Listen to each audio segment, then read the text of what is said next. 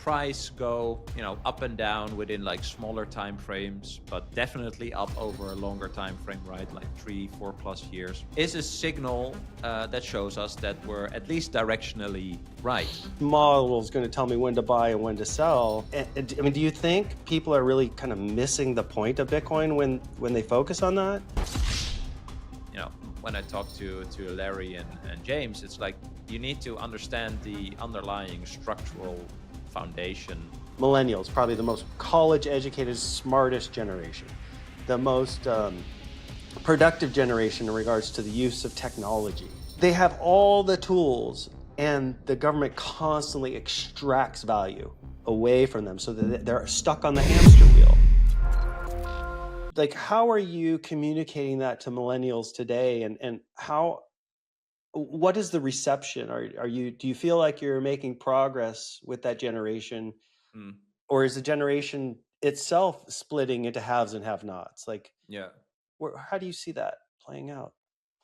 Maybe before I answer that, because you made me think of something. It's this hard money, right? So if we use hard money as rewards in the value exchanges for the products and services people create, and like you said, this reward actually increases in purchasing power over time.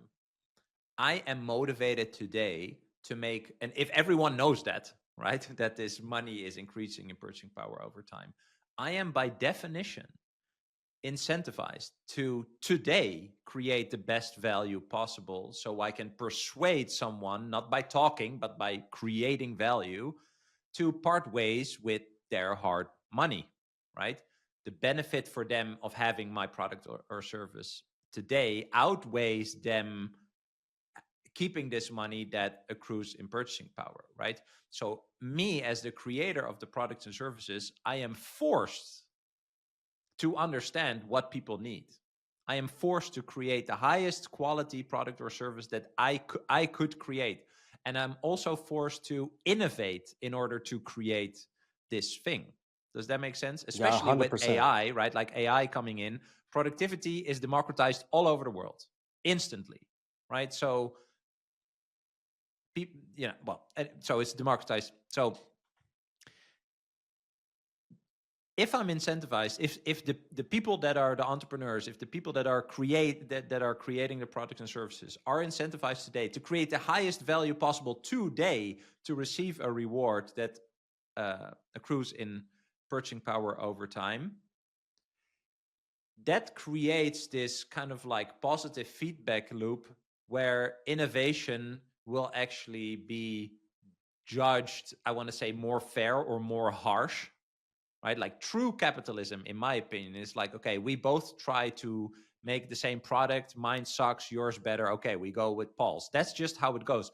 But that's fine for me as the guy who fails, because if my capital is in money that accrues in purchasing power over time, I actually have time and space to fail. So I also have time and space to try a lot of stuff, right? And so I think that collectively raises the general motivation of innovating. And I think that is what accelerates us eventually to this point of abundance, as Jeff Booth talks about. Because at some point, we're at the end of all invention, right? The robots are doing everything for us. We can enjoy the sun and life and this miracle, the temporary dream, all these things. We can get there. But, and again, this is from Lynn Alden, right? If the force of progressing technology is deflationary, right? It becomes more accessible, becomes cheaper to create, etc., and eventually abundant and free. If you price that in a money that is inflationary, right, of which you constantly need more of to buy the same things, that is the battle that is going on, right? And one of the insights that I had is like looking at these future predictions from people that lived in like 1910. That's where like we're going to have flying cars in the 2000s came from. So within their paradigm, within that hard money standard that they lived in, that was their idea of the future. This is where we could go as humans, right? If they were asked like 100 years in the future, what does it look like? Flying cars. They said flying cars, dude. And we're not there. We're not there. Okay. And my simple example of that is, okay, if you, and this is what I say to people, so to connect to your question, right? Like, I think pitching Bitcoin, bad idea, right? People need to understand the financial world they live in now, how that's not working for them, etc. But I usually start with, okay, would you agree that over time, 20, 30, 40, 50, 60 years, whatever, we as humans get better at technology? We improve, we innovate, etc. So we get better at everything because the technology is doing that for us. Like, do you agree with that? It's usually my starting question. Well, most people say yes, right? Because especially the millennials, they know like the first flip phones, and now we have this, right? So it's like in your face, in your hand. You know that this has happened. Same as like cassette, CDs, mini discs, Spotify, etc. Right? Like, we've seen that progression. Okay, so a lot of people agree with that. And then I say, like, okay, let's have a simple example. Do you think that in the past 50 or maybe even 100 years, we became better at making bread? Like, just understanding what is the perfect bread, making bread machines, bread robots, super big bread factories, whatever. Like, would you agree that we became better because of the technological advancement at making bread? And everyone is like, yeah, sure. I say, okay. Why is it then a joke? We say, haha, like in the 60s or 50s, the bread was like 20 cents or 15 cents in whatever currency, actually. But today it's 3, 4, 5 full units, right? Like 3, 4, $5 or euros for a bread. Why do you need more units of the same currency for a product that you agreed with is probably made in a more efficient way due to technological advancement, right? Shouldn't it be cheaper? Why is bread not free, right? It's then what I say. Mm-hmm. And that's when kind of like the gears are going, right? And then I add, okay, do you think that a bread in like 1910 or 1960 was nutritionally better than the bread today? Everyone agrees with that, right? That the bread sucks today. Yeah. And that like the artisan bread, right? Like, in America, you have $30 breads, right? Yeah, exactly. Or whatever. Yep. So that exists. And so this is kind of where I start, because I want to create this opening for people to think about, okay, what does money actually represent? Why is money that we have now different from money of 60 years ago, right? Like, fiat money is a 50-ish year old experiment. This is not how we didn't organically end up with, this is the best solution for money, right? And now we're getting close to more like the red pillish moment. Is like, okay, what happened to the money? Well, there were a few centrally organized people that thought it would be a great idea to not peg money to something that is actually scarce in nature, but just be able to create it by the press of a button without any energy being expended for it, to then eventually represent energy in value exchanges. And that's kind of how I try to like go there. That is really good. The point is, does that make you uncomfortable or not? Right.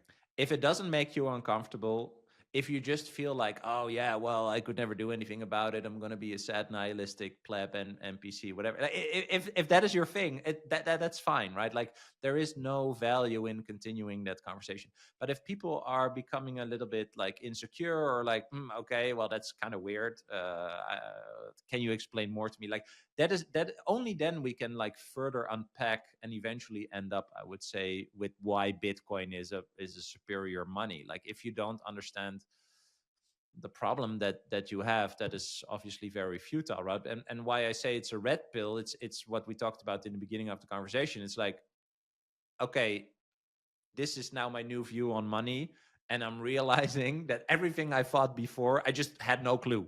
I just followed what other people said. I didn't really think about it. I just used it. I did things in the financial system, got a mortgage, blah, blah, blah, got a credit score, got into debt and all that. I did all these things and I had no clue.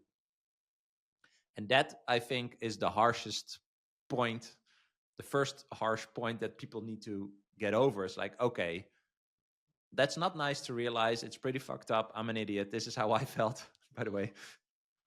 Okay, what am I going to do about it? Like, can I actually do anything about it, right? And I think from there, this research that you have to do kind of progresses. And so, am I making a dent? I don't know. I think so, a little bit, at least. I'm trying. But I think with millennials, so on one side, it is very clear for them, with regards to technological advancements, the internet, physical, digital assets, things, etc. It should be very clear. On the other side, especially in Western country, money just worked. Like, I never had to think about it. Like, are you going to tell me that I have no clue about money and I have no clue what the F I'm doing? Yeah, but it's not weird or stupid that people don't see it, because it's always worked for them. Yeah. And I think that is kind of where the challenge is like, okay, I can conceptually explain, but can you actually internally come to the agreement that while you are agreeing with my explanation, you also feel very uncomfortable about the fact that you really never ever thought about it. And I think that is harder than actually accepting the factual explanation of how money works. And so I'm attempting to tell that to other people. So I think more people should try to do that, because eventually this is I think a huge battle. It's a huge battle. I think it's a very spiritual thing, like you touched upon earlier. Like, if my time and energy is devalued by other people that don't care about me, they care more about their own lives, like I care more about my own life than you care about your life. Why do I let other people do that? What does that mean for my spirit and for my view towards the future and anxiety towards the future, all these things? And so I do think it's also a very spiritual thing. Yeah. So you've heard Bitcoin is the new gold rush by now. As world leaders on all sides have endorsed it as the future of money, and now you're looking to get started, we'll show you how. It's actually easier than you think. First, go to your nearest Byte Federal ATM and turn your cash to coin. Byte Federal has over 1,200 locations around the country with the highest daily limits. Go to our website, bytefederal.com, to find the nearest ATM to you. Log in to any wallet, then create an account, deposit your US cash, and instantly convert it to Bitcoin. That's it. We are the only US manufacturer and operator in the Bitcoin ATM industry, and our US-based live customer service is second to none. Go on, give it a whirl, and don't get left behind. Click the link below.